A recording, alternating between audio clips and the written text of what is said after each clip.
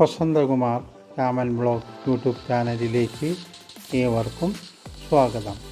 ഗൃഹപ്രവേശനം നടത്തുമ്പോൾ അനുഷ്ഠിക്കേണ്ടതായ കാര്യങ്ങൾ എന്തെല്ലാമാണെന്ന് അതിനെക്കുറിച്ചാണ് പ്രതിപാദിക്കുന്നത്.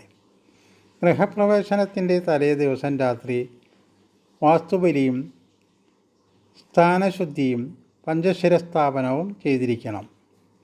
ഗൃഹപ്രവേശന ദിവസം കാലത്തെ ഉദയത്തിനു മുമ്പായി ഗണപതി ഹോമം ചെയ്യുക. ഹോമം കഴിഞ്ഞാൽ തീ കെടാതെ സൂക്ഷിക്കുക. ഗൃഹത്തിൻ്റെ പ്രധാന കട്ടിളയുടെ മുമ്പിൽ അരിമാവ് കൊണ്ട് അണിഞ്ഞ് നിറപറയും നിലവിളക്കും വയ്ക്കുക. വീടിൻ്റെ മുമ്പിൽ കുലവാഴ, കുരുത്തോല മുതലായ തോരണങ്ങൾ കൊണ്ട് അലങ്കരിക്കുക.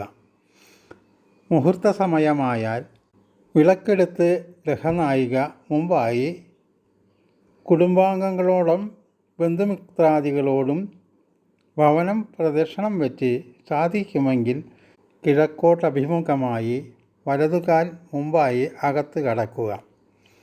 പ്രദക്ഷിണം വയ്ക്കുമ്പോഴും ഗൃഹത്തിൽ പ്രവേശിക്കുമ്പോഴും ഈശ്വരനെ ധ്യാനിച്ച് സ്തോത്രങ്ങൾ ചെയ്യണം. വിളക്ക് കിഴക്കോട്ട് ദർശനമായി വെച്ച് പൂജാമുറിയുണ്ടെങ്കിൽ അവിടെ വെച്ചാലും മതി. തൊഴുതു നിന്ന് വിഷ്ണു, ഭഗവതി, ഗണപതി, പരദേവത എന്നിവരെ പ്രാർത്ഥിക്കുക.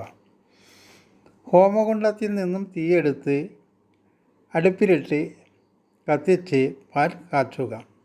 തിളപ്പിച്ചു വാങ്ങിയ പാൽ സന്നിഹിതരായ എല്ലാവർക്കും കൊടുത്ത് കുടുംബാംഗങ്ങളും കഴിക്കുക. വിറകടുപ്പില്ലാത്ത പക്ഷം ഹോമകുണ്ഡത്തിൽ പാൽ തിളപ്പിച്ച് എടുക്കാവുന്നതാണ്. അനന്തരം ക്ഷേത്രത്തിൽ നിന്നും കൊണ്ടുവന്നതും ശേഖരിച്ചതുമായ ദേവന് നിവേദിച്ച് പായസാദികൾ എല്ലാവർക്കും കൊടുക്കാം. ഗൃഹം നിർമ്മിക്കുക എന്നുള്ളത് ഒരു മനുഷ്യനെ സംബന്ധിച്ചിടത്തോളം വളരെ പ്രാധാന്യമേറിയ കാര്യമാണ്. അതുകൊണ്ട് തന്നെ അതിൻ്റെ അനുഷ്ഠാനങ്ങൾ കൃത്യമായി പാലിച്ചുകൊണ്ട് താമസം തുടങ്ങുന്നതായിരിക്കും കൂടുതൽ ഉത്തമം.